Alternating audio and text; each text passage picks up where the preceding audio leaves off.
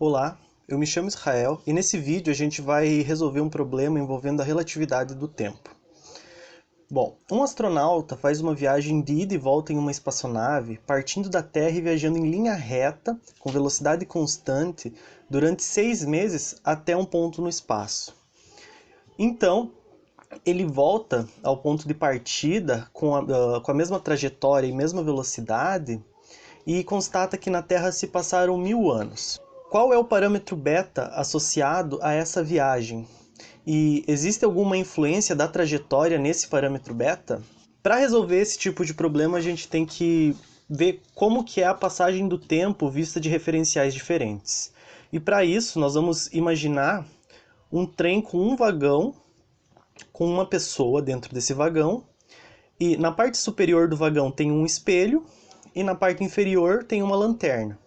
E essa pessoa vai medir um tempo ΔT0, que vai levar para a lanterna emitir luz até o espelho, e que essa luz seja refletida em direção à lanterna novamente. Então, o nosso trem ele vai ter velocidade v em uma direção arbitrária, e a altura do vagão ela vai ser d, a altura desse vagão. Então, como é a passagem do tempo vista de dentro do trem? Como é a passagem de tempo vista por essa pessoa? Então, nós vamos denotar aqui por evento E1, ou seja, a emissão da luz em direção ao espelho vai ser o nosso evento E1, e a reflexão da luz no espelho em direção à lanterna de evento E2. Então, a gente vê aqui que no evento 1 a luz vai em linha reta em direção ao espelho, e depois, no evento 2, ela retorna em direção à lanterna. E isso leva um certo tempo, ΔT0, visto no mesmo referencial da lanterna e do espelho, ou seja, no vagão de trem. A gente pode chamar c de velocidade da luz, e a velocidade ela vai ser definida pelo espaço percorrido em um certo intervalo de tempo. Então, o espaço percorrido é 2d. Por quê? Porque a luz ela vai viajar em linha reta uma distância d, que é a altura do vagão. E como ela vai e depois volta, então ela faz esse percurso duas vezes, então 2d. E o tempo que ela leva é o nosso tempo ΔT0, que é observado pela pessoa aqui no vagão.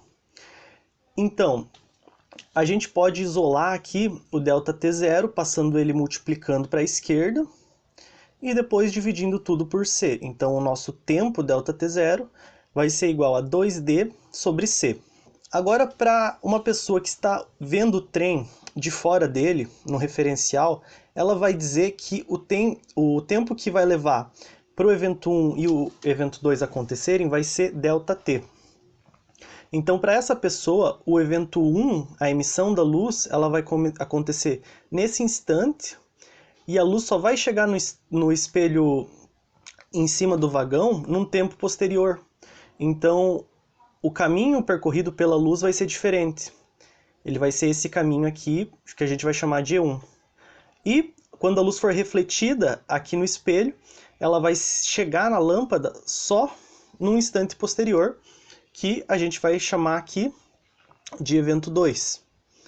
Então, se a gente disser que essa distância percorrida pela luz vai ser L, e consequentemente a distância percorrida aqui do espelho até a lanterna vai ser L também, porque a velocidade do trem ela é constante, então a gente pode escrever que a velocidade da luz ela também vai ser duas vezes esse caminho, porque ela vai L mais L, dividido pelo tempo que a pessoa aqui observou. Então, o tempo que levou para acontecer esses dois eventos. A gente pode fazer o mesmo procedimento que anterior para isolar o ΔT. Nós passamos ele multiplicando e dividimos por c. Então, o nosso ΔT do referencial fora do trem, ele vale 2L sobre c. Agora, a gente pode olhar para a geometria do problema. Então, nós vamos ter o evento 1, que vai ser a luz percorrendo uma distância L. O evento 2, a luz percorrendo uma distância L também. E note que eles formam um triângulo com altura aqui máxima D, que é a altura do vagão, que separa tanto o espelho quanto a lanterna. E a distância aqui abaixo ela vai ser a distância percorrida pelo trem nesse intervalo de tempo ΔT. Então essa distância equivale à velocidade do trem v vezes ΔT. E o que nós queremos determinar aqui é essa distância L. Então, para isso nós vamos observar esse triângulo retângulo aqui formado por essas três quantidades. Então, olhando isso, nós vemos aqui o evento 1, a distância L, a altura D, e essa distância aqui de baixo, que ela vai ser meio da velocidade vezes o intervalo de tempo.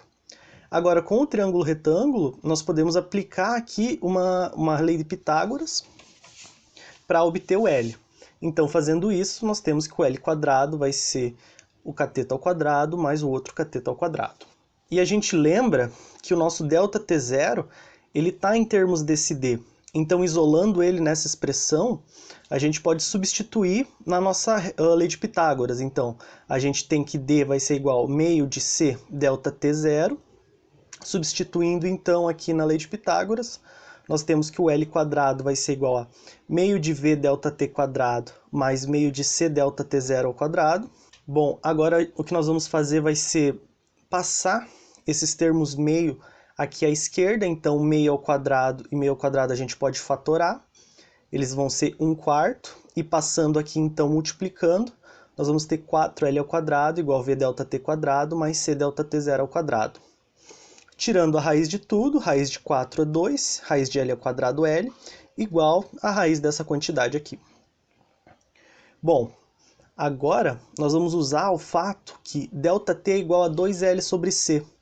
E vamos substituir essa raiz aqui nessa expressão. Então nós vamos substituir esse 2L por essa raiz. Então, fazendo isso, o nosso ΔT fica 1 sobre C vezes a raiz. Nós podemos passar, então, esse C multiplicando à esquerda e elevar tudo ao quadrado de forma que a raiz suma. E agora nós vamos isolar o ΔT. Então, para isso a gente passa esse V ΔT quadrado à esquerda, subtraindo. E aqui, como temos ΔT quadrado nos dois termos, a gente pode fatorar ele. E chegamos em C quadrado menos V quadrado, que multiplica o ΔT ao quadrado, igual a C quadrado vezes ΔT0 ao quadrado. Agora, como a gente quer isolar essa quantidade aqui, nós vamos passar esse termo dividindo. Então, nós vamos chegar nessa expressão. E aqui nós podemos fatorar o C no denominador. Então, fazendo isso, colocando ele em evidência, a gente vai ter C quadrado que multiplica 1 menos V quadrado sobre C quadrado. Aqui, esses termos C quadrado se cancelam. E, tirando a raiz, finalmente, nós temos que ΔT vai ser igual a ΔT0 dividido pela raiz de 1 menos V quadrado sobre C quadrado, que é igual a ΔT0, raiz de 1 menos beta ao quadrado. E aqui é introduzido o nosso parâmetro beta, que ele vai ser igual à velocidade do referencial dividido pela velocidade da luz. Voltando ao nosso problema, então, nós temos aqui 6 meses de viagem do astronauta, então é o tempo próprio dele, ΔT0, e o tempo observado do referencial exterior, então, a Terra, no caso, o ΔT vai ser 1000 anos. E nós queremos descobrir qual é o parâmetro beta, onde que a gente tem o parâmetro beta relacionado pelos tempos do referencial exterior e do tempo próprio do astronauta. Vou passar o ΔT0 dividindo e eu vou inverter essa expressão, ficando ΔT0 dividido por ΔT igual a raiz de 1 menos beta ao quadrado. Elevando tudo ao quadrado, nós temos esse termo ao quadrado igual a 1 menos beta ao quadrado. E passando esse 1, então, para a esquerda, a gente tem esse termo igual a menos beta quadrado. Reorganizando essa expressão e tirando a raiz, a gente chega que o beta vai ser igual a 1 menos ΔT0 sobre ΔT ao quadrado. E nós podemos calcular agora nosso parâmetro. Bom, o ΔT0 é o tempo do astronauta. E ele vai ser 6 meses para a viagem de ida e mais 6 meses para a viagem de volta. Então, no total, ele vai viajar durante 1 ano. Enquanto que o referencial da Terra vão se passar 1000 anos. Então, fazendo a nossa razão ΔT0 sobre ΔT, vai ser 1 ano dividido por 1000 anos. Então, a unidade cancela. e essa quantidade vale 10 elevado a menos 3. Substituindo então na nossa expressão, a gente tem que beta vai ser igual a raiz de 1 menos 10 a menos 3 ao quadrado, que é igual a 0,9999950. Então, esse é o nosso parâmetro beta. Mas e agora? Existe a influência da trajetória nesse movimento, nessa viagem? Ou seja, a trajetória que o astronauta vai percorrer, ela vai influenciar no parâmetro beta, ou mesmo na variação dos tempos? Bom, a expressão que nós temos para a dilatação aqui do tempo, ela não mostra nenhuma dependência na aceleração ou na direção da velocidade. O que indica que mesmo se a gente usasse uma trajetória circular, o resultado deveria ser o mesmo, desde que fosse respeitada a velocidade constante. Bom, pessoal, por esse vídeo seria isso. Muito obrigado por assistir e até a próxima.